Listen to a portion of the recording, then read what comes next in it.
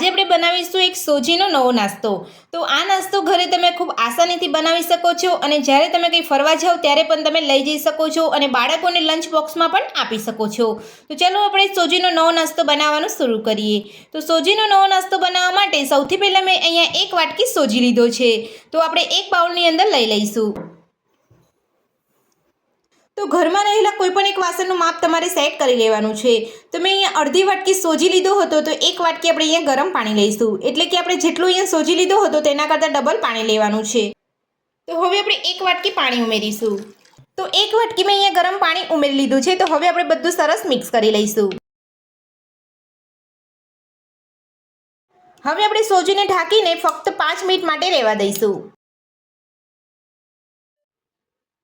તો સોજીને ઢાંકી અહીંયા 5 મિનિટ જેટલો સમય થઈ ગયો છે। તો હવે આપણે ચેક કરી લઈશું।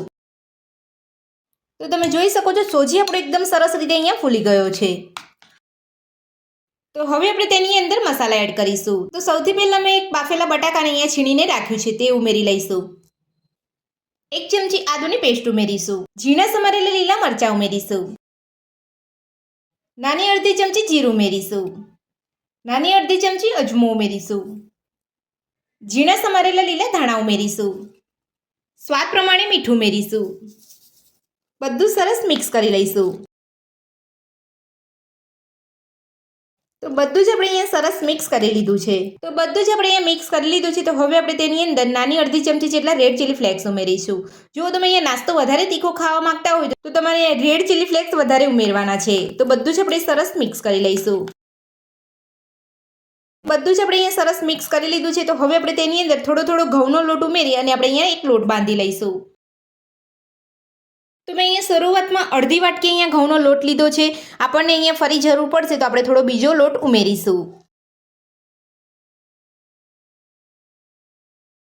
તો ઘઉંનો લોટ ઉમેરીને આપણે અહીંયા બધું સરસ મિક્સ કરી લીધું છે, પણ મને અહીંયા મિશ્રણ થોડું ઢીલું લાગે છે, એટલે ફરીથી હું અહીંયા ઘઉંનો લોટ ઉમેરી રહી છું।